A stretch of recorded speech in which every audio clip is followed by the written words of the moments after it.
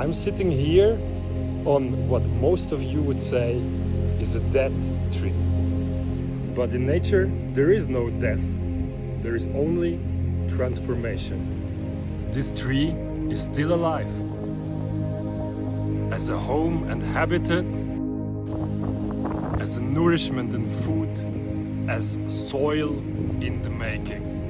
Everything recycles. Everything gives back. And maybe it reminds us that nothing we do is ever wasted. We are part of the cycle too.